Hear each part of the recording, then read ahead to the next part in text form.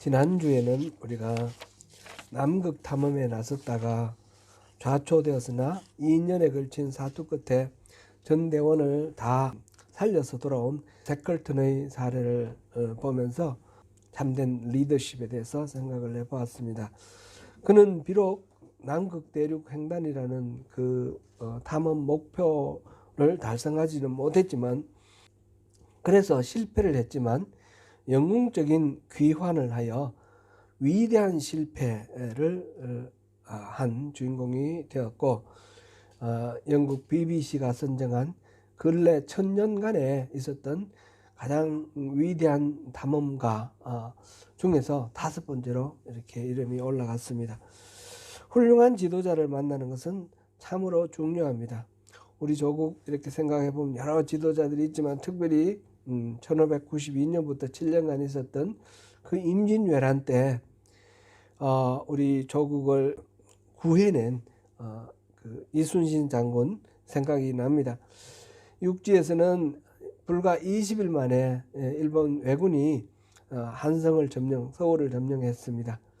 그리고 동쪽으로는 함경도까지 올라갔고, 임금은 의주까지 이렇게 피난을 갔었는데, 바다로 남해바다에서 이순신 장군이 외선을 계속해서 저지하고 막음으로 인해서 전투 횟수가 48번이라는데 한 번도 진 적이 없습니다. 그래서 완벽하게 남해안과 서해안으로 돌아가려는 그 왜군을 저지해서 그 보급로를 차단하고, 그래서 임진왜란이 우리가 지지 않고 마침내 왜군을 물리치고 승리할 수 있도록 한 그런 장군이었죠.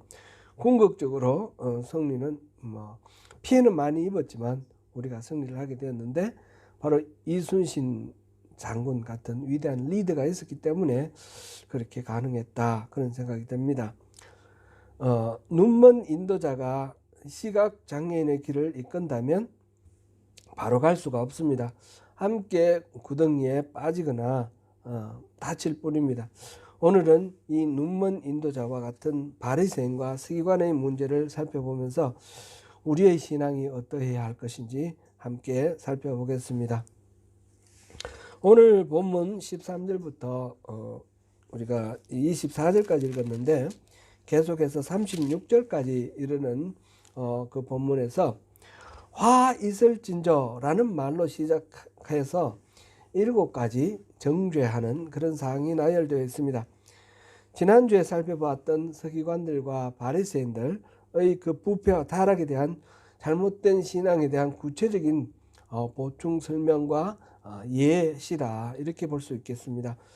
지난주에 살펴본 대로 예수님 당시 서기관들과 바리새인들은 나름대로 사회적 신망이 있는 그런 존경받던 지도적 사람들이었습니다. 그러나 예수님은 그들을 신랄하게 질책하고 계십니다. 예수님이 그들에게 하신 이 경계의 말씀은 크게 보아서 3가지였습니다. 첫 번째는 말과 행동이 다르다라는 것입니다. 언행이 불일치하는 겁니다. 좀 속되게 표현해서 말은 찰떡 같은데 행동은 개떡 같다, 그렇게 표현할 수 있나요? 예. 그래서 예수님께서 그들이 하는 말은 지키되 그들이 하는 행동은 본받지 말라 그랬습니다. 두 번째로는 그들의 외식, 겉으로 꾸미는 외식입니다. 5절에 있었죠. 곧 형식주의라 할 수 있습니다. 그들이 경문을 크게 만들어 달고 다닌다든지, 경문은 성경의 그 문구 4개를 적어서 양피지에 적어서 주머니에 담아가지고, 박스 같은 데 담아가지고 이마에 이렇게 붙였죠. 이마에 이렇게 손목에 붙이기도 하고, 그렇게 경문을 붙이는 거나, 또는 이 옷에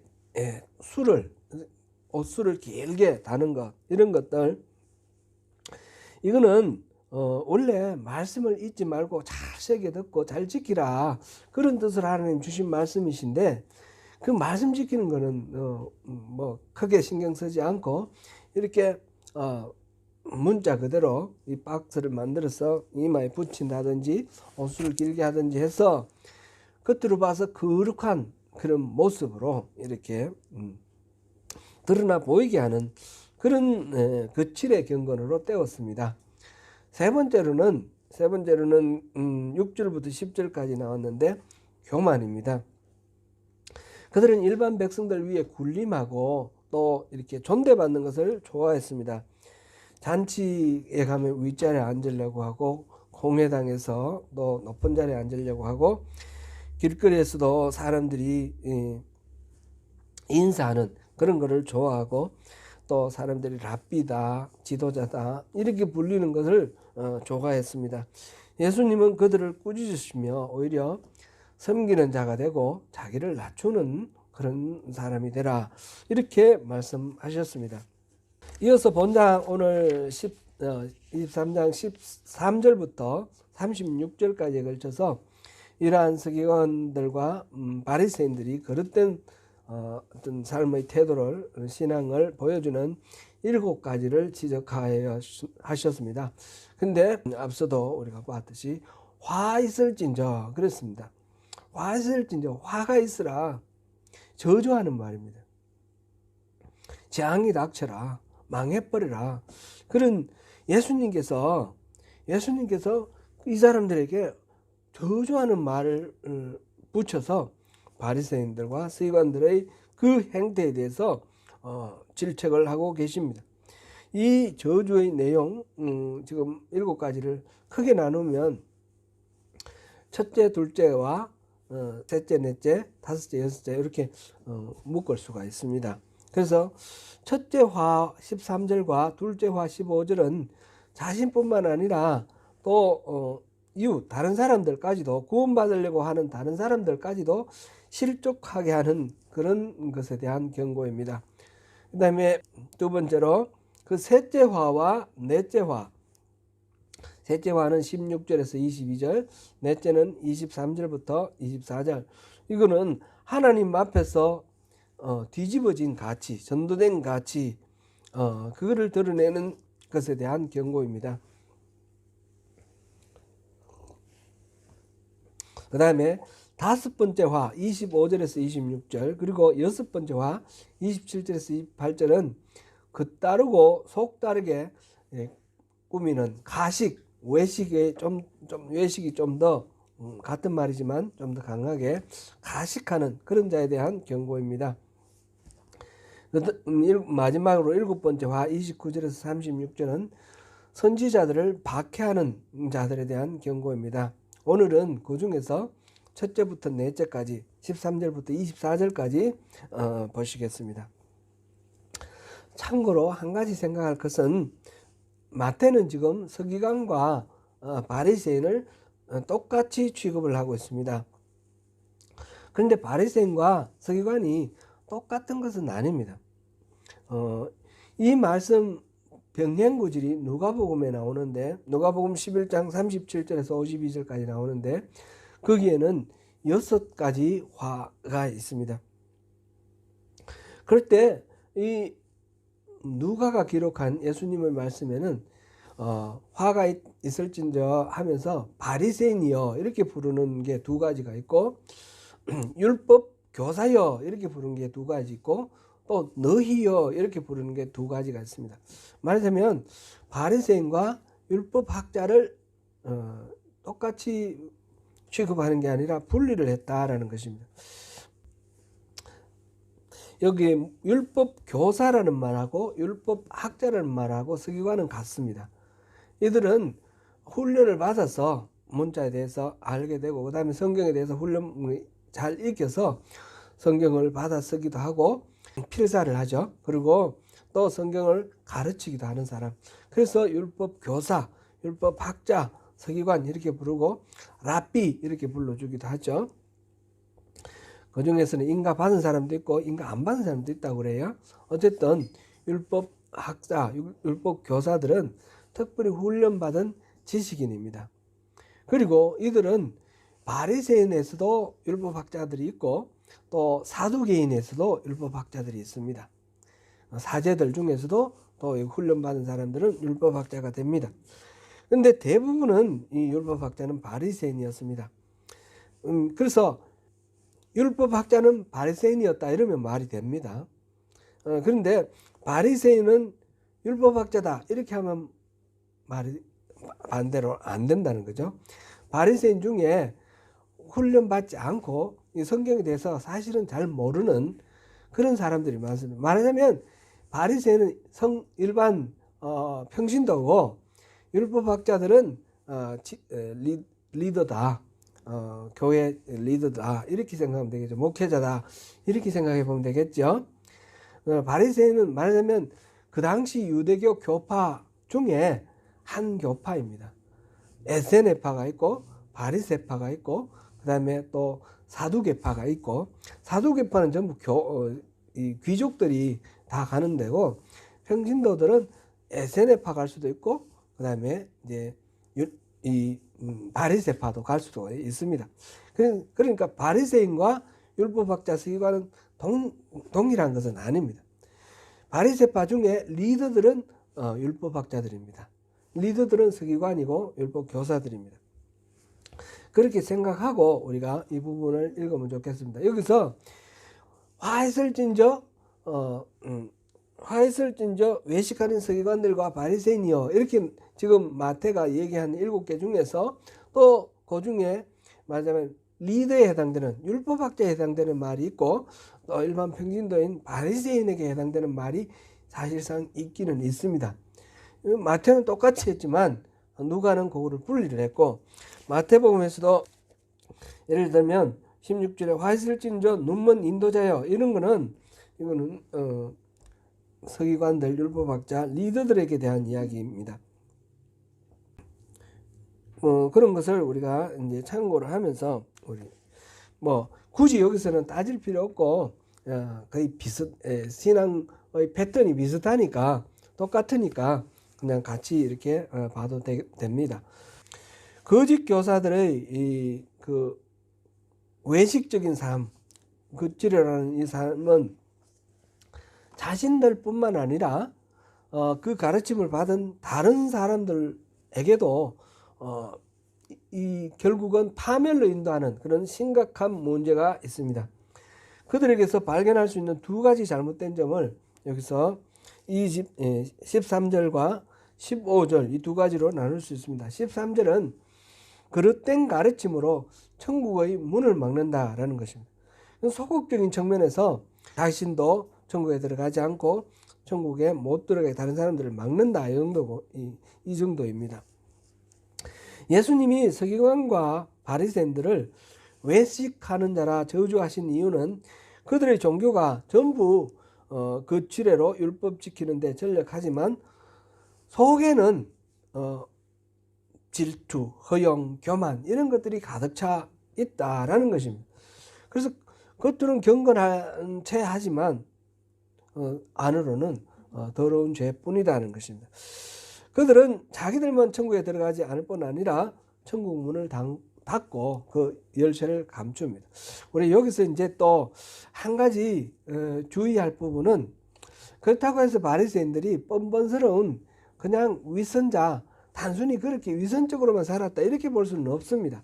나름대로는 열심히 살려고 노력을 하는 사람들입니다. 이 사람들은 율법 613가지를 지키려고 분투하는 사람들입니다. 다만 그 율법대로 살 수가 없는 인간의 한계가 있기 때문에 겉으로는 경건한 척하지만 속으로는 죄가 있다라는 것입니다. 그리고 그것 때문에 자신이 열심히 살아서 뭔가 성취를 이루면 굉장히 교만해집니다. 그래서 다른 사람들 깔보고, 그래서 기도할 때 그랬지 않습니까? 하나님, 우리가 이방인으로 태어나지 않게 해주신 것 감사합니다. 셀이나 이런 장기처럼 그렇게 살지 않게 된 거를 감사합니다. 이런 식으로 자기를 높이는 겁니다. 그것 자체가 사실상 악을 저지르지 않고 선한 대로 율법대로 살려고 하는 그런 삶을 살고 있다는 단면을 보여주기는 합니다. 그러나 그것으로 인해서 다른 사람을 비판하고 평가하고 가치절하고 자기를 높이는 그런 죄가 가득 들어 있다는 거죠. 그걸 스스로 깨닫지 못하는 거죠. 그것이 가장 큰 문제인 것입니다. 천국은 어떤 곳입니까? 하나님의 통치가 이루어지는 곳, 하나님의 뜻이 이루어지는 곳입니다. 그 나라의 시민이 된다는 것은 하나님의 뜻대로 살아간다라는 것입니다. 바리새인들은 그것을 하나님 뜻대로 살아가는 것을 여러 가지 율법을 지키는 것으로 하나님 뜻대로 살아간다라고 그렇게 생각을 했습니다. 그래서 자신이 누군가 이렇게 지도를 할 때 자기 자녀나 또는 다른 사람이나 이 율법을 지키라, 이걸 지키라, 수도 없이 많은 그런 율법, 계율 이거를 강요를 하고 그걸 지키게 하고, 그걸 못 지킬 때에 질책하고 이렇게 하니까 자기 자신도 그걸 다 지키지 못하니까 스스로 천국에 들어가지 못할 뿐만 아니라 다른 사람들 앞에도 천국 문을 닫는 그런 결과가 된다는 것입니다. 누가복음 11장 52절에는 이 부분을 어떻게 기록하고 있는지 우리 한번 살펴보겠습니다. 누가복음 11장 52절 우리 한번 찾아보겠습니다. 누가복음 11장 52절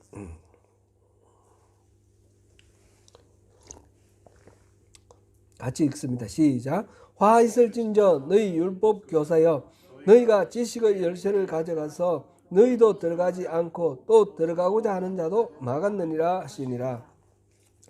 여기서는 천국의 이 열쇠를 지식의 열쇠 이렇게 했습니다. 하나님 나라에 들어갈 수 있는 그 지식, 하나님을 아는 지식, 그 열쇠를 자기들이 갖고 있다는 겁니다. 그래서 그걸 다른 사람들에게 올바로 안 가르쳐 주니까 그 열쇠를 감추어두는 그런 것입니다.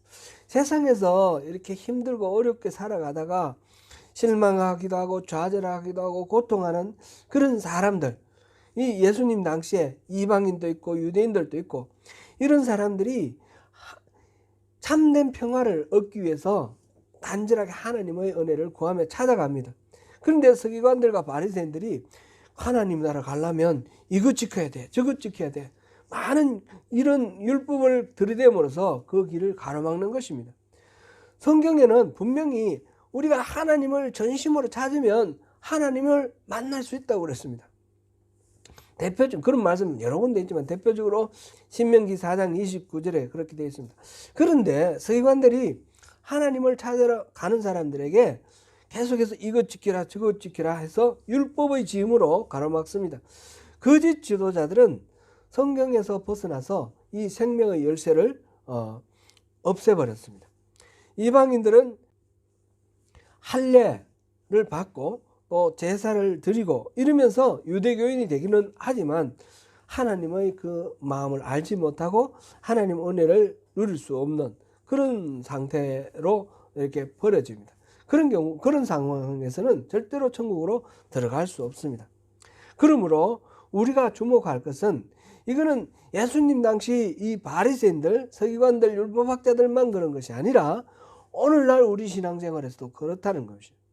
우리가 이 신앙생활을 성경에 나오는 여러 가지 조항들 이것을 반드시 지켜야 된다, 이렇게 살아야 된다 이런 식으로 우리가 생각을 하고 그것을 하나라도 지켰을 때 마음 뿌듯하고 그것을 지키지 못할 때 좌절감 갖고 이렇게 하면 이거는 천국에 갈 수 있는 길이 아니라는 겁니다. 이걸 우리가 뭐라고 불렀습니까? 율법주의. 자기의 의와 자기의 어떤 자원을 가지고 하나님 나라를 가려고 하는 것입니다. 그런 것이 아닙니다. 우리는 이 성경에 나오는 이 모든 말씀대로 살아갈 수 없는 존재입니다. 십자가 예수 그리스도에 흘리신 그 보혈을 의지해서 하나님의 은혜로 우리가 하나님을 만날 수 있고 하나님 나라를 갈 수 있는 것입니다. 우리가 잘못됐다는 것을 알고 우리가 죄인이라는 걸 알고 우리는 아무리 애를 써도 우리 스스로 우리의 힘과 능력으로는 하나님 나라를 갈 수 없다는 것을 고백하고 예수님의 힘을 의지해서 나갈 때에 우리가 천국 백성이 될 수 있는 것입니다. 율법주의는 나의 자원으로 내 노력으로 열심히 이렇게 신앙생활을 해서 하나님 나라 가겠다라는 것은 천국으로 갈 수 없는 것입니다. 내가 열심히 예배 드려야지, 우리가 의례 있지 않습니까? 예배 드리는 거, 헌금하는 거, 선행을 하는 거, 이런 것들 다 좋습니다.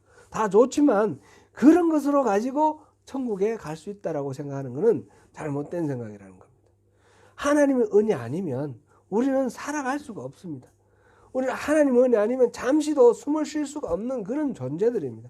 그런 연약함을 인정하고 주님께 은혜를 구하고 성령의 도우심을 구하면서 그렇게 나아갈 때에 우리에게 소망이 있는 것입니다. 율법주의는 그래서 신앙이 미숙하고 앞으로 좀 성숙해야 될 이런 신앙이 아니고 잘못된 신앙입니다. 거짓된 신앙입니다. 가짜 신앙입니다. 그런 율법주의는 아무리 열심히 해봐야 성숙될 수도 없습니다. 잘하면 교만이고 잘못하면 죄책감이고 끊임없는 실패 속에서 좌절하다가 천국에 가지 못합니다. 사이비 신앙입니다. 그래서 이 첫 번째 지금 바리새인과 서기관들에게 주시는 이 예수님의 질책, 오늘 우리의 신앙을 들여다보면서 하나님 은혜를 의지하는 그런 신앙으로 우리가 우리 신앙을 이렇게 조정을 해야 되겠습니다. 두 번째로는 열심히 전파하여 지옥으로 끌고 들어가는 그런 오류입니다. 적극적이면 소극적으로 자기가 천국에 못 들어가는 것뿐만 아니라 다른 사람, 안 믿는 사람 끌어다가 지옥으로 끌고 가는 것입니다. 진리를 열심히 전파는 하는데 잘못된 성경 지식 때문에 전도받은 사람을 오히려 지옥에 빠뜨리는 그런 경우입니다.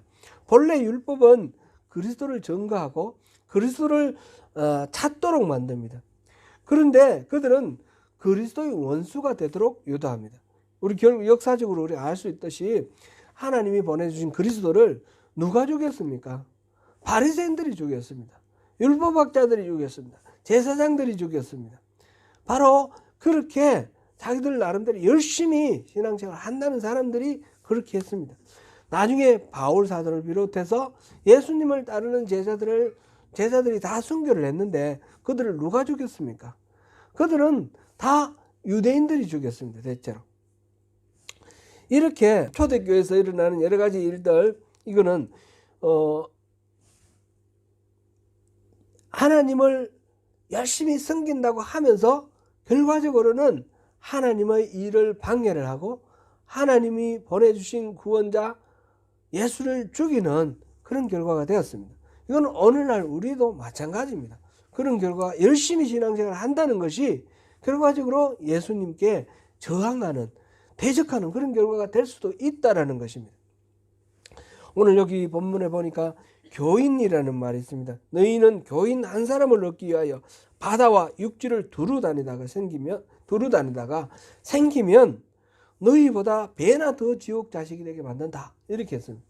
여기서 교인이라고 번역된 말은 이제 개종자입니다. 유대교 교인이 된 것입니다. 이방인 가운데는 당시에 유대교의 매력을 느낀 사람들이 많이 있었습니다. 여러 가지 자료들을 보면 다신교 세계에 살던 사람들은 유일신이라는 게 굉장히 매력적이죠. 그런 전능하신 신이 있어서 우리 모든 것들을 다 주관하신다니까 나름대로 매력을 느끼고 여기를 좀 따라봐야 되면 좋겠다 이런 생각도 하죠. 그리고 유대교인들은 나름대로 도덕적으로 율법주의적으로 도덕적으로 이렇게 살아가는 모습도 또 매력의 포인트가 됩니다. 그렇게 해서 유대교를 믿는 사람들이 생겼습니다. 유대교를 믿는 사람들은 이제 유대교 회당에 모여서 그 예배할 때 같이 참여하는 사람들, 처음 오는 사람들은 하나님을 두려워하는 자들,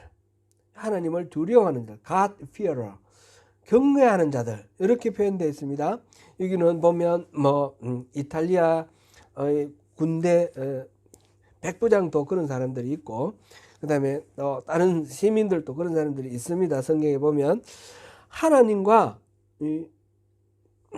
유대의 도덕률을 받아들이기는 하지만 그렇다고 해서 아직까지 할례를 받고 제사를 지내고 이런 식으로 유대인이 되는 것은 아직 하지 않은 그런 상태입니다. 이런 사람은 하나님을 두려워하는 사람 또는 경건한 사람 이렇게 나와 있습니다. 사도행전 17장 4절에 보면 데살로니가 이 회당에서 바울이 이제 복음을 전하는데 그때 회당에 온 사람 중에 유대인 외에 경건한 헬라인이 있었습니다. 이런 사람들이 바로 그런 사람들이죠. 그 다음에 이 바리새인들은 그렇게 경건한 이방인들, 그다음에 하나님을 두려워하는 그런 사람들을 진짜 유대인이 되기를 원합니다. 이 개종자가 되기를 원합니다. 이 유대인이 되는 것은 핏줄로 유대인이 되는 것이 아니라 유대교를 받아들이면 유대인이 됩니다. 유대인은 예수님 당시에 보면 예수님 태어날 때 왕이 누구였습니까? 헤롯 대왕 아닙니까? 헤롯 대왕은 유대인이 원래 아니었습니다. 이두메 사람이었는데 그런데 이 사람들이 유대교를 믿게 되면서 유대인이 되었습니다. 갈릴리 지방에 사는 사람, 사마리아 지방 사는 사람, 그 다음에 유다 지방 사는 사람, 이 모두 다 예수님 당시에는 다 유대인이 되었습니다. 그 이전에는 유대인이 아니었습니다.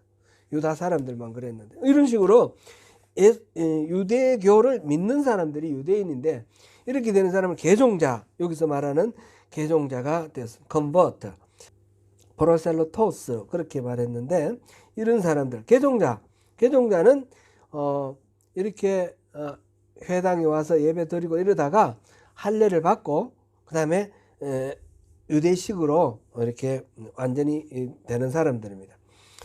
예수를 지금 여기서 유대인들 개종된 사람들 이방인이 유대인으로 개종된 사람들은 원래 유대인들보다도 훨씬 더 열정적이었습니다. 대부분 이런 열심이 없으면 개종하지 않겠죠. 예수님은 그렇게 열심히 전도하여 개종자를 만들어내는 바리새인들, 이방인들을 유대인으로 이렇게 만들어내는 이 바리새인들 열심히 바다나 육지나 돌아다니면서 전도를 해서 이렇게 유대인을 만드는 사람들을 뭐라고 말씀하셨습니까? 그런 사람들은 배나 더 지옥으로 지옥 자식이 되게 한다 이렇게 책망을 하십니다. 그만큼 열심히 전도 활동을 했는데 그들이 가르치는 것이 결국은 율법적인 의식을 가르쳤고 율법과 이 구원의 길을 허락하신 예수 하나님에 대해서는 가르치지 않았기 때문에 그렇습니다. 그들은 목표가 유대인을 만드는 것이지 하나님 나라 백성을 만드는 것이 아니었습니다. 그들은 그게 그건 줄 알았는데 실제로는 그렇지 못했다는 거죠. 오늘날 이단들을 보면 그런 것 같습니다. 신천지 보면 되게 열심히 전도하죠. 정말 열심히 전도합니다. 여호와의 증인 이런 사람들 열심히 하죠. 몰몬교 뭐 이런 사람들. 크라이처치에서 맨날 토요일마다 찾아오는 여호와 증인이 있었어요. 토요일마다 찾아오는.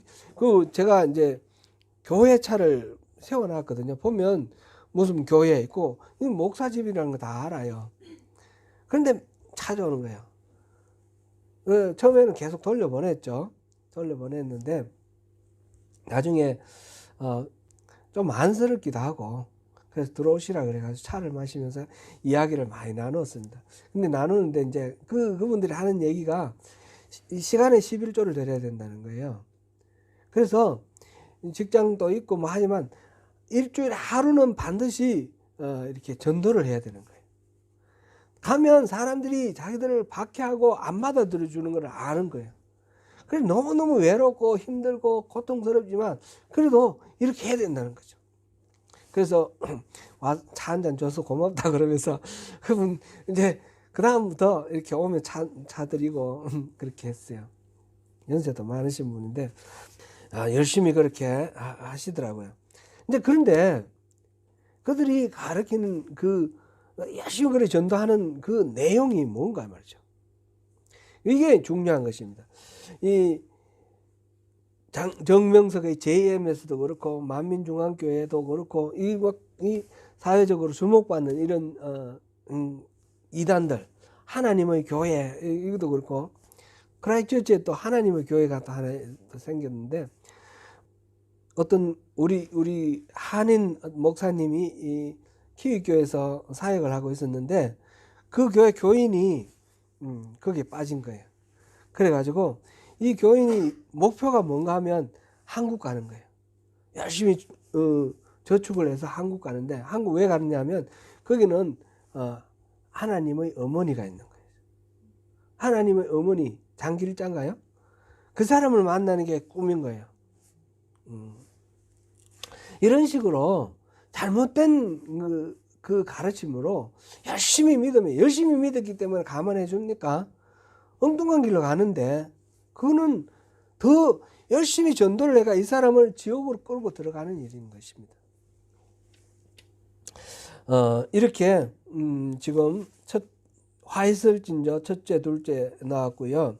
그 다음에 이거는 둘 다 자기나 또는 다른 사람들을 이렇게 파멸로 이끌어가는 그런 오류입니다. 그 다음에 이제 세 번째, 네 번째의 이 화이슬진저, 이 하나님, 예수님께서 질책하는 바는 가치가 전도돼 뒤집어져서 엉뚱한 데로 이끌어가는 눈먼 인도들입니다. 16절부터 지난주에는 남극 탐험에 나섰다가 좌초되었으나 2년여에 걸친 사투를 벌인 끝에 전 대원을 살려서 돌아온 세클든의 사례를 보았습니다. 그는 비록 남극 대륙 횡단이라는 목표는 이루지 못하였지만, 그래서 결과적으로 실패를 했지만 영웅적인 귀환을 하여 위대한 실패의 주인공이 되었습니다. 그리고 그는 영국 BBC가 선정한 최근 1000년 내에 최고의 탐험가 중에서 5번째로 들어갔습니다. 훌륭한 지도자를 만나는 것은 참으로 중요합니다. 우리 조국은 1592년에 발발해서 7년 동안 지속되었던 임진왜란 때에 이순신 장군이라는 위대한 리더가 있어서 나라를 잃지 않고 지켰던 역사가 있습니다. 육지에서는 20일 만에 한성이 점령당하고 임금은 의주로 피난가고 함경도까지 함락된 상황이었지만, 남해바다에서 이순신 장군이 연전연승하여서 서해안을 지키고 왜군의 보급로를 차단해서 궁극적으로 승리하게 되었습니다. 한 사람의 지도자가 얼마나 중요한 역할을 하는가 하는 것을 잘 보여주는 사례라 할 수 있겠습니다. 눈먼 인도자가 시각장애인의 길을 이끈다면 바로 갈 수는 없습니다. 함께 구덩이에 빠지거나 함께 장애물에 걸려 넘어질 뿐입니다. 오늘은 눈먼 인도자와 같은 바리새인과 서기관의 문제를 살펴보면서 우리의 신앙이 어떠해야 할지를 함께 살펴보겠습니다. 오늘 본문에서는 화이슬진저로 시작하는 7가지 정죄 사항이 나열되어 있습니다. 지난주에 살펴본 서기관들과 바리새인들의 부패와 타락에 대한 구체적인 보충 설명 또는 예시라고 할 수 있겠습니다. 지난주에 살펴본 대로 예수님 당시 서기관들과 바리새인들은 나름대로 사회적 신망과 존경을 받던 지도적인 사람들이었습니다. 그러나 예수님은 그들을 신랄하게 꾸짖고 질책하고 계십니다. 예수님이 그렇게 하신 경계의 말씀은 3가지입니다.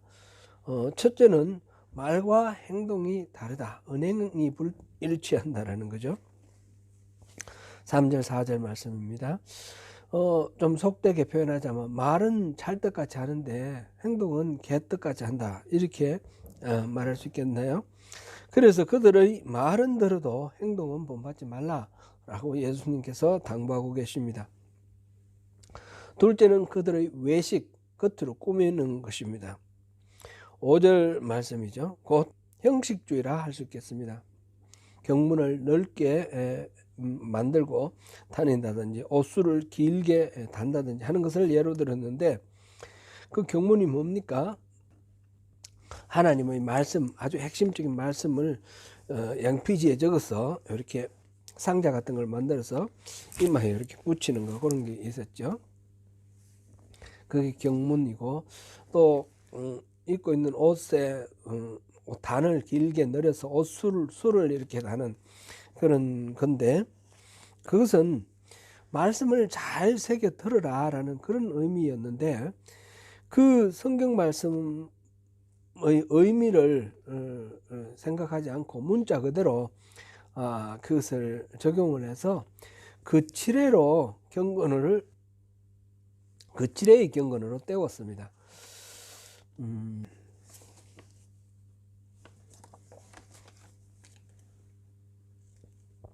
셋째는 교만입니다. 6절에서 10절 말씀입니다. 그들은 일반 백성들 위에서 군림하여 또 존대받기를 원했습니다. 잔치의 윗자리나 회당의 그 높은 자리나 또는 일반 백성들 사람들로부터 문안받기를 좋아하고 또 랍비다, 지도자다 이렇게 불리는 것을 좋아했습니다. 예수님은 그들을 꾸짖으시며 오히려 섬기는 자가 되고 스스로 낮추는 자가 되라 라고 말씀하셨습니다. 그게 11절 12절 말씀이었죠. 이어서 오늘 13장부터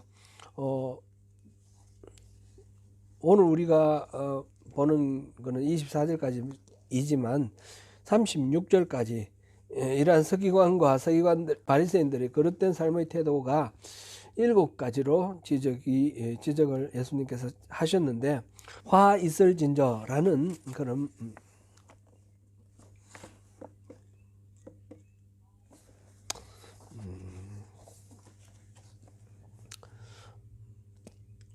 저주의 말씀과 함께 7가지를 지적하셨습니다. 그래서 분류를 해보면 첫째와 둘째의 화 13절과 15절, 이거는 자신뿐만 아니라 구원을 얻으려는 다른 사람마저도 실족해 한다는 것에 대한 경고입니다.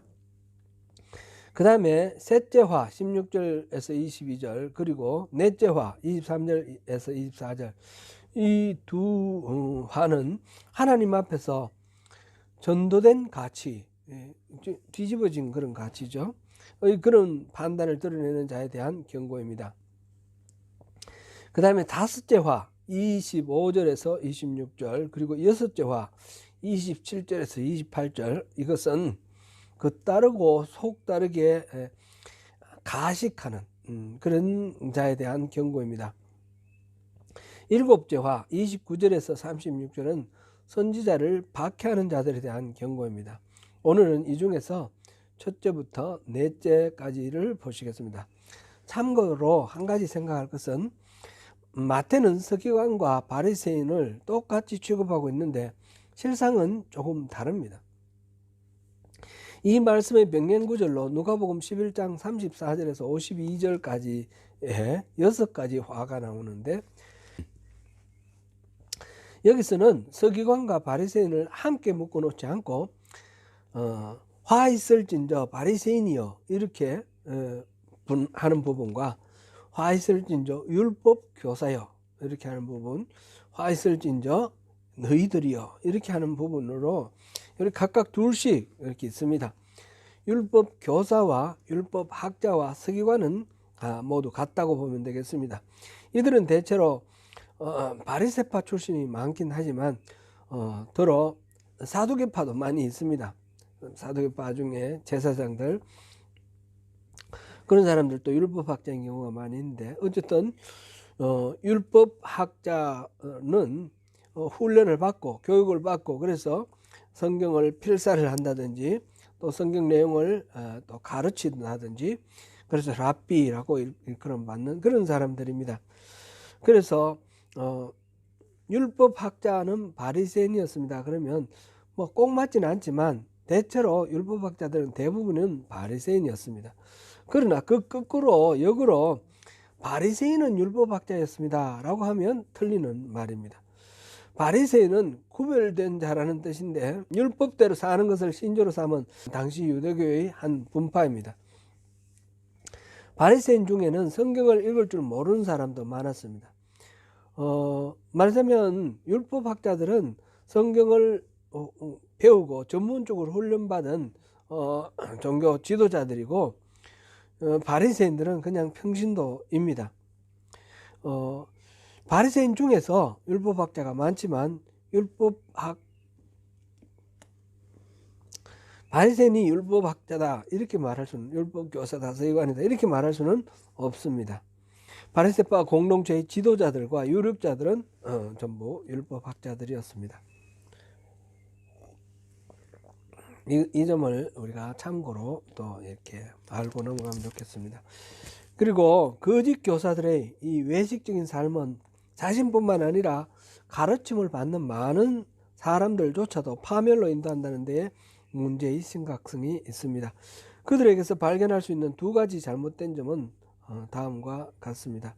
첫 번째로는 그릇된 가르침으로 천국의 문을 막는다는 것입니다. 첫째, 소극적인 면에서 그들은 그릇된 가르침으로 인하여 백성들로 하여금 진리로부터 한층 멀어지도록 만들고 하나님 나라에 들어가는 그 길을 막아버리는 그런 경우입니다.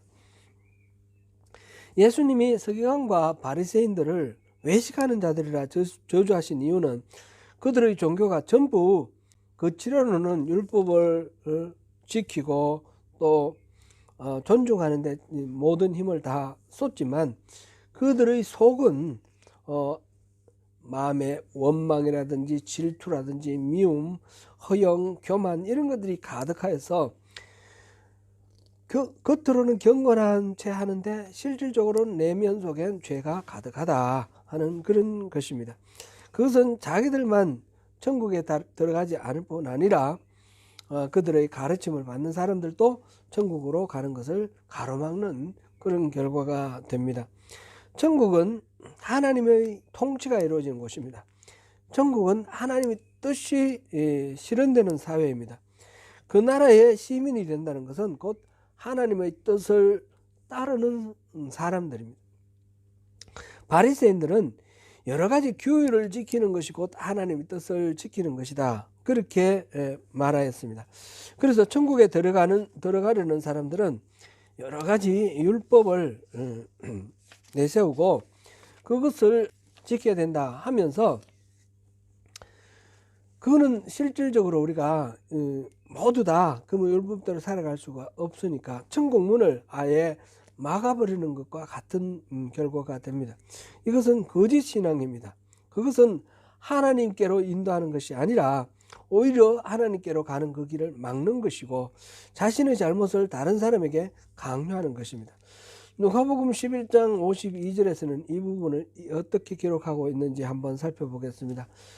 화 있을진저 너희 율법교사여, 너희가 지식의 열쇠를 가져가서 너희도 들어가지 않고 또 들어가고자 하는 자도 막았느니라 하시니라. 여기서는 지식의 열쇠라고 표현하고 있습니다. 곧 천국에 이르는 그 지식을 가지는 열쇠, 지식의 열쇠라고 표현했습니다. 세상에서 실패하고 또 좌절하고 고통 가운데 힘들어하던 많은 유대인들과 이방인들이 참 평화가 있는 곳을 찾아가기를 원했습니다. 그런데 서기관들과 바리새인들은 그 길을 가로막는 것입니다. 성경에서 분명히 하나님을 찾으면 하나님이 그들을 만나 주신다 하셨습니다.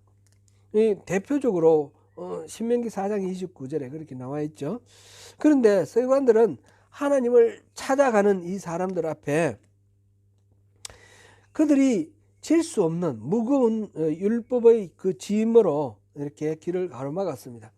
거짓 지도자들은 성경에서 벗어나서 생명의 열쇠까지 없애버렸습니다. 이방인들은 할례와 제사로 유대교인이 되었지만 그러나 하나님의 마음을 구하게 하지 않았습니다. 그리하여 그들은 천국의 문을 막았습니다. 그러므로 우리가 주목할 것은 율법주의는 단순히 신앙의 미성숙한 것이 아닙니다. 잘못된 신앙이고 거짓된 신앙입니다. 구원을 가로막는 사이비 신앙입니다. 두 번째로 볼 것은 열심히 전파하여 지옥으로 끌고 가는 것입니다. 첫 번째는 소극적으로 자기들이 천국을 못 가고 천국을 가는 길목을 막는다, 이 정도였는데, 이번에 거는 적극적으로 나가서 전도를 해서 사람들을 끌어다가 지옥에 함께 빠져들어가는 것, 지옥굴로 들어간다는 그런 것입니다. 본래 율법은 그리스도를 전가하고 그리스도를 찾도록 합니다. 그런데 그들은 그리스도의 원수가 되도록 유도합니다. 여기서 교인이라고 번역된 말은 또 개종자라고 번역할 수도 있습니다. 이방인 가운데 유대교의 매력을 느낀 사람이 많았습니다. 다신교 세계에서 유일신은 호기심의 대상이 되고 또 선망의 대상이 되었고 인기 있었습니다. 그리고 그들의 고결한 도덕적 표준도 놀라웠습니다. 그렇게 하여 유대교를 믿는 사람들이 생겼습니다. 그들은 먼저 하나님을 두려워하는 자, God fearer가 되었습니다. 경건한 할례인, 하나님을 경외하는 자, 이런 식으로 성경에 표현되어 있는데, 한 하나님과 유대의 도덕률은 받아들이지만 유대교의 모든 의식과 할례는 받아들이지 않는 사람들입니다. 유대인의 회당에 그런 사람들이 많이 나왔습니다. 사도행전 17장 4절에 보면 바울이 데살로니가의 회당에 들어갔는데 거기에 이런 사람들이 나왔다, 경건한 헬라인이 나왔다라는 그런 대목이 있습니다. 그런 식으로 유대인의 회당에 유대인은 되지 않았지만 그 믿음을 받아들이는 사람들이 있었습니다. 이 유대인이 된다는 것은 핏줄로 그 피를 타고나야 된다는 뜻이 아니고요, 유대교를 받아들이면 유대인이 되었습니다. 이거는 마카베오가 시리아로부터 독립한 이후에 그 주변에 있던 나라들 사는 사람들을 전부 이제 유대인으로 이렇게 전환시키는데, 개종을 시키는데, 예를 들면 갈릴리 지방이라든지 사마리아라든지 유다 아래쪽에 에돔 지방이라든지 이런 사람들도 다 유대교를 믿게 하고 유대인이 되었습니다.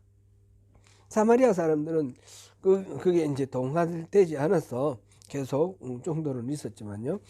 예를 들어서 예수님이 태어나실 당시에 왕이 누구였습니까? 헤롯 대왕 아닙니까? 헤롯 대왕은 원래 유대인이 아닙니다. 이두메 사람, 에돔 사람입니다. 그런데 그때 이제 정복당하고 유대교로 개종을 하면서 유대인이 명목상으로 유대인이 되었습니다. 그래서 바리새인들은 이렇게 하나님을 믿고 이 경건한 할례인, 경건한 헬라인 이런 사람들을 완전한 유대인으로 개종자로 만들기를 원했습니다. 그 개종자가 바로 여기서 말하는 교인입니다. 개종자란 접근된 사람이라는 뜻으로 의식을 따라 할례를 받고 유대인이 된 사람입니다. 이상하게도 이 개종자들은 원래 유대인들보다 더 열광적이었습니다. 그런 열성이 있으니까 다른 종교로 개종도 했겠죠. 예수님은 그렇게 열심히 전도하여 개종자를 만들어내는 이 바리새인들에게 나쁜 선교사라고 질책하셨습니다. 바리새인들은 이방인을 전도하여 그들을 구원받아 천국으로 인도하는 것이 아니라 바리새파 공동체의 일원으로 만들었을 뿐입니다. 오늘 본문 15절에서 한 사람을 얻기 위하여 바다와 육지를 두루 다니다가 라는 표현이 있는데 그만큼 열심히 전도 활동을 했던 것으로 보입니다. 그러나 바리새인들이 가르치는 것은 율법적인 의식이었을 뿐 하나님의 율법을 주시고 영혼을 찾으시던 그 하나님은 아니었습니다. 그래서 그들은 자기보다 더 심하게 이방인을 지옥으로 끌었습니다. 오늘날 이단들이 바로 그런 경우입니다. 신천지를 보십시오. 얼마나 열심히 전도를 하는지 모릅니다. 그러나 그들이 인도하는 길이 구원으로 이르는 길이 아니라 파멸의 길입니다. 통일교가 그렇고 하나님의 교회가 그렇습니다. 정명석의 JMS가 그렇고 만민중앙교회가 그렇습니다. 잘못된 가르침에 빠져서 열심으로 전도하면서 함께 지옥으로 빠져들어가고 있습니다.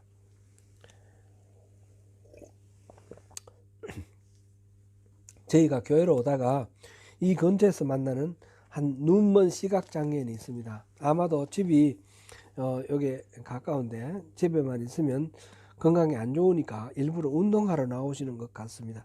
어김없이 우리가 교회 오는 그 시간, 그 어느 지점에 오면 그분을 만나는데, 제 아내는 차 안에서 반가워서 막 손을 흔들지만 그분은 뭐 눈이 안 보이시니까 볼 수가 없죠. 또 차 안에서 지나가는 차 안에서 뭘 하는지 알 수도 없을 테고요. 그러나 그분이 그렇게 열심히 건강하게 운동하시는 모습이 너무너무 성실해 보이고 또 건강해 보여서 감탄하고 기뻐하는 것입니다. 그분이 집에서 가까워서 매일 익숙한 이 곳으로 다니는 것은 가능하겠지만 새로운 곳에 가는 것은 어려울 것입니다. 눈먼 시각장애인이 누구의 길을 안내하고 인도할 수는 없습니다. 제가 일전에 한번 말씀드렸던 낮은 데로 임하소서 안유한 목사님, 그분은 시각장애인이신데 온 세계를 돌아다니시면서 이제 간증을 하시는 분입니다. 근데 우리가 크라이처치 있을 때 한번 오셨는데 혼자는 다닐 수가 없습니다. 반드시 볼 수 있는 분이 따라다니면서 그를 도와드려야 되는 것입니다. 근데 이제 바리새인들은 마치 눈먼 시각장애인처럼 앞을 보지 못하면서 다른 사람들에게 잘못된 것을 가르치고 인도합니다. 그들의 잘못된 가치관의 두 가지 경우를 대표적으로 소개하고 있습니다. 그것은 아래와 같습니다. 첫 번째로는 맹세에 관한 내용입니다. 원래 맹세라는 것은 자신의 약속과 주장이 진실하다는 것을 상대방에게 인식시키기 위한 방법으로 하나님의 이름과 그분의 인격 앞에서 이렇게 맹세하는 것입니다. 맹세는 의무가 아니지만 맹세를 하면 반드시 지켜야 했습니다. 신명기 23장 22절에서 23절 우리 같이 한번 읽어보겠습니다. 신명기 23장 22절에서 23절입니다. 내가 서원하지 아니하였으면 무죄하리라. 그러나 내 입으로 말한 것은 그대로 실행하도록 유의하라. 무릇 자원한 예물은 내 하나님 여호와께 내가 서원하여 입으로 언약한 대로 행할지니라. 만약 이렇게 서원한 것을 불이행한다면 하나님의 거룩한 이름을 더럽히는 것으로 간주됩니다. 레위기 19장 12절에 그렇게 나와 있고요. 그래서 하나님의 징계를 면하지 못할 것입니다. 에스겔 17장 13절부터 20절까지 보면 그렇습니다. 그러나 예수님 당시에는 자신의 신앙과 경건을 과시하기 위해 지키지도 않을 맹세를 남발하는 그런 자들이 많았습니다. 본문에서 바리새인들은 맹세에 내포된 순간 정신은 아랑곳 없이 물질적인 이익을 위해서 거짓된 맹세 방법을 맹세하는 그런 방법을 가르치고 있습니다. 성전으로 맹세하면 아무 일이 없거니와 성전의 금으로 맹세하면 지킬지라. 16절 말씀이고요. 18절에 누구든지 제단으로 맹세하면 아무 일 없거니와 그 위에 있는 예물로 맹세하면 지킬지라. 이렇게 말합니다. 성전으로 맹세하면 안 지켜도 된다는 겁니다. 그런데 성전 안에 있는 금으로, 그 예물로 드린 금이거나 또는 성물이거나 그것으로 맹세하면 지킬 것이다. 지켜야 된다. 그랬습니다. 또 제단으로 맹세하면 안 지켜도 되고 그 위에 올린 예물 또는 제물로 맹세하면 지키라. 그만큼 맹세의 효력이 그 금이나 또 제물 여기에 있다라는 것입니다. 맹세는 어느 것이나 정직하게 지켜야 합니다. 제단 앞에서 맹세하는 것이나 제단 위에 예물을 두고 맹세하는 것이나 차이가 없고 성전 앞에서 성전을 두고 맹세하는 것이나 성전의 금으로 맹세하는 것이나 마찬가지입니다. 어느 것이나 하나님이 이 맹세를 들으시기 때문에 그 맹세가 가치 있는 것입니다. 맹세는 그러므로 어느 경우에나 지켜야 합니다. 그런데 마태복음 5장 33절에서 37절 사이에 보면 예수님은 맹세하지 말라고 하셨습니다. 그냥 옳으면 옳다 하고 아니면 아니다 하지 굳이 맹세할 것이 없다 하십니다. 이 본문과 서로 모순되는 것 아닌가 싶습니다. 그러나 그렇지는 않습니다. 이건 상호 모순이라기보다는 상호 보완입니다. 곧 맹세하지 말고 옳으면 옳다, 그러면 그러다, 있는 그대로 행동하라. 그러나 맹세를 하면, 하나님의 이름으로 맹세하면 반드시 지켜야 된다, 그런 말씀이죠. 그것이 뭐 성전 안에 있거나 성전 자체거나 또는 제단이거나 제물이거나 이런 게 중요한 게 아니고, 하나님의 이름으로 맹세를 하면 반드시 지켜야 된다, 그런 말씀입니다. 결국 맹세를 할 수 있는 궁극적 대상은 하나님과의 인격적 관계뿐이라는 것입니다. 그리고 이제 네 번째 화에 대해서 보겠습니다. 23절, 24절 여기서는 11조에 대한 이야기입니다. 모든 산업과 삶의 주인이 하나님이심을 고백하는 신앙 고백이 바로 11조입니다. 이 11조로 레위인의 생계를 충당하기도 하고요. 민수기 18장 21절에서 24절 나오는 말씀입니다. 성전 유지비로 조달하기도 합니다. 신명기 12장 6절에서 19절 사이에 있습니다. 또는 사회적 약자를 위한 구제비로 신명기 26장 12절에서 15절입니다. 그렇게 긴요하게 사용되었습니다. 따라서 본문에서 예수는 11조 자체의 문제를 거론하신 게 아니라 형식에만 치우쳐 11조의 정신을 망각한 채 그것을 쓸모없는 일에 오용한 죄악을 지적한 것입니다. 유대인들은 박하나 회양 또는 근채를 양념이나 약재로 쓰기 위해 가정에서 소량 재배하였는데, 말하자면 우리가 이제 화분이나 또는 채소맛 조그맣게 일구어서 우리가 집에서 먹는 상추나 이런 야채를 재배를 했다면 그것까지도 11조를 드린다는 것입니다. 그런 사소한 것까지 11조를 해야 한다라고 주장하였습니다. 그러나 11조보다 더 소중한 율법이라고 할 수 있는 정의와 긍휼과 믿음, 개역 한글에서는 의와 인과 신이라고 그랬죠. 그것을 버렸다 하셨습니다. 이것이 무슨 말입니까? 11조를 바치는 것 자체는 충실하게 하는데 이웃에 대한 사랑도 없고 하나님에 대한 이런 목숨을 걸고 헌신하여 사랑하는 그런 사랑도 없다는 거죠. 하나님이 뭐라고 그랬습니까? 가장 큰 계명이 마음을 다하고 뜻을 다하고 힘을 다하여 주 너희 하나님을 사랑하라 했고, 또 내 이웃을 내 몸과 같이 사랑하라 했습니다. 이 하나님을 사랑하는 것은 이웃을 사랑하는 것을 통해서 표현이 된다 하였습니다. 그러므로 우리가 하나님을 사랑하고 이웃을 사랑하는 것, 이 사회의 정의를 세우고 또 사회 약자에 대해서 배려를 하고 이런 것은 바로 하나님을 사랑하는 그 표현이기도 하고 또 이웃을 사랑하는 그 행동이 되기도 합니다.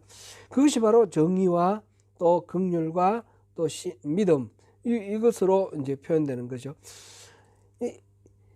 종교적인 의례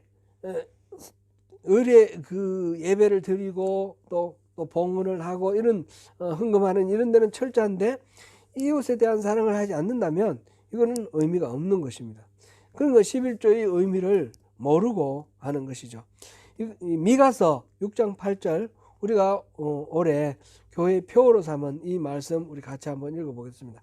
사람아, 주께서 선한 것이 무엇임을 내게 보이셨나니 여호와께서 내게 구하시는 것은 오직 정의를 행하며 인자를 사랑하며 겸손하게 내 하나님과 함께 행하는 것이 아니냐. 많은 예언서들과 특별히 소예언서들의 그런 말씀이 많이 나왔고, 시편이나 또는 이제 다른 모세오경이나 이 하나님의 말씀에 이 내용이 굉장히 많이 강조가 되어 있습니다. 11조를 하더라도 이 부분을 빼뜨리면 의미가 11조의 의미가 죽는다는 것입니다. 이것도 행하고 저것도 행하라 했으니 11조는 안 해도 된다 그런 뜻은 아닌데 11조도 하고 그 11조를 하게 하신 하나님의 뜻대로 하나님을 공경하고 이웃을 사랑하며 그것을 이 사회 속에 공동체 속에서 드러내는 의와 인과 신, 이거를 실천하라라는 말씀입니다. 10분의 1을 바치는 것, 신앙의 고백을 드리는 의례도 중요하지만 하나님의 속마음을, 그 소원을 이루어 드리는 것, 정의와 인자와 신이 실천하는 것, 이것을 반문으로 강조하여 지금 강조하고 있습니다. 하루살이는 걸러내고 낙타는 삼킨다라는 말, 24절. 이 말은 무슨 뜻입니까? 하루살이와 낙타는 서로 대비하여 강조 과장하여서 나타내고 있습니다. 하루살이는 작은 것을 과장해서 말했고, 큰 것은 낙타라고 그렇게 과장을 해서 이렇게 비유를 했는데, 곧 우리 삶 속에서 하루살이처럼 사소한 그런 잘못들, 그런 것들은 꼬치꼬치 따지고 그렇게 하는데, 낙타같이 큰 그런 잘못, 그런 거는 눈 감고 슬쩍 지나간다라는 것입니다. 우리가 신앙생활을 하면서 정말 사소한 것에 철저하는데 참으로 하나님께서 중하게 여기시는 우리 마음에 하나님의 사랑으로 이렇게 하나님의 원래를 홀로 넘치게 하는 그런 것들, 그거는 가볍게 여기고, 쉽게 거짓말하고 남을 속이고 미워하고 질투하고 이런 식으로 하는 이 아주 큰 잘못은 그냥 눈 감고 그럴 수도 있지 하고 지나간다는 겁니다. 그래서는 안 되는 것입니다. 사랑하는 성도 여러분, 이제 말씀을 맺겠습니다. 하나님의 예수님께서 하시는 이 말씀, 이거는 2000년 전에 예수님께서 바리새인과 서기관을 그렇게 미워하셨다라는 것을 알기 위해서 우리가 읽는 것이 아닙니다. 이 말씀을 통해서 예수님께서 오늘 우리에게 우리의 신앙이 어떠해야 되느냐를 알려주시는 것입니다. 우리의 신앙은 의례를 절차에 따라서 잘하고 헌금을 잘하고 이렇게 겉으로 드러나는 종교의 경건함, 엄격함, 이것을 잘하는 것이 우리 신앙이 아닙니다. 우리 신앙의 핵심은 그런 것들은 부수적이고 형식적인 거고, 실질적인 것이 갖추어져야지 이 형식의 의미가 있습니다. 실질적인 것은 하나님과 친밀한 교제를 이루는 겁니다. 하나님을 알고 사랑해서 하나님 그 사랑을 알게 되고, 그 하나님의 뜻과 사랑을 나를 통해서, 나의 삶을 통해서 이 땅에 실현시키는 것. 그래서 모든 것들을 내가 내 자원을 거죠. 내 노력이나 내 열심이나 내 공로로 신앙생활하는 것이 아니고, 나의 만족을 구하고 내가 원하는 그 소원을 이루고 이런 자기 목적을 위해서 신앙생활하는 것이 아니며, 나의 경험이나 나의 지식이나 나의 방식으로 하는 그런 신앙생활을 하는 것이 아닙니다. 이게 이제 율법주의, 기복주의, 인본주의라고 우리가 이름을 붙였는데, 그런 식으로 자기중심적인 신앙생활을 하는 것이 아닙니다. 그 자기의 자리에 하나님을 모시고 하나님의 자원으로, 하나님 주시는 은혜와 하나님 주시는 능력으로 우리의 신앙생활을 해야 되며, 하나님의 목적, 하나님이 기뻐하시는 그 소원을 이루어내는 것을 위해서 우리가 하나님의 동력자가 되는 그런 삶을 살아야 되고, 하나님의 길, 하나님의 방법, 하나님께서 우리에게 가르쳐 주시는 그 길로 우리가 따라서 신앙생활을 해야 됩니다. 이렇게 할 때 하나님께서 만족하실 뿐만 아니라 그것이 우리에게 가장 큰 복이 되는 것입니다. 태양을 바라보고 있는 해바라기가 태양을 바라보면서 자기의 그 씨앗이, 열매가 맺어지는 거, 통통하게 맺어지는 거 아닙니까? 모든 이 땅의 열매들은 태양을 바라볼 때 태양으로부터 오는 그 힘으로 이렇게 풍성한 결실을 맺습니다. 우리가 하나님을 바라볼 때 하나님께서 우리에게 결실을 맺어 주시는 겁니다. 하나님과의 친밀한 교제 가운데 하나님의 마음을 알고 하나님이 기뻐하시는 삶을 살아가는 하나님 나라 백성이 되어야 되지 않겠습니까? 율법을 지키는 자기의 노력과 의를 의지해서 구원을 이루려고 하는 어리석은 율법주의적 신앙에서 벗어나야 합니다. 그것은 그저 미성숙한 것, 그런 것이 아니라 가짜 신앙입니다. 방향이 잘못되어 있습니다. 엉뚱한 것으로 하나님의 은혜에서 점점 멀어져 가고 진리에서 점점 어그러져 갑니다. 하나님의 구원을 맛볼 수 없는 허망한 길입니다. 우리는 더욱 신실하게 주님께 나아가서 주님과 동행함으로 승리하는 저와 여러분 되시기를 축원합니다. 기도하겠습니다. 하나님 감사합니다. 오늘 제가 설교를 2번 합니다. 주님, 실수를 해서 그런 것이지만 다시 한번 이 말씀을 돌아보게 하셔서 감사합니다. 이것이 누구가 들으라는 그런 말이 아니라 바로 저에게 적용하는 하나님의 그 깨우치심이고 경책하심이라는 것을 마음에 새기고 주님 말씀대로 제 자신을 돌아봅니다. 주님, 겉으로 드러나는 모양이 중요한 것이 아니라 내면이, 우리 내면이 얼마만큼 하나님께 가까이 갔는지 그것을 늘 살펴보고 깨어있기를 원합니다. 주님, 그렇게 은혜를 베풀어 주시옵소서. 예수님 이름으로 기도드립니다. 아멘.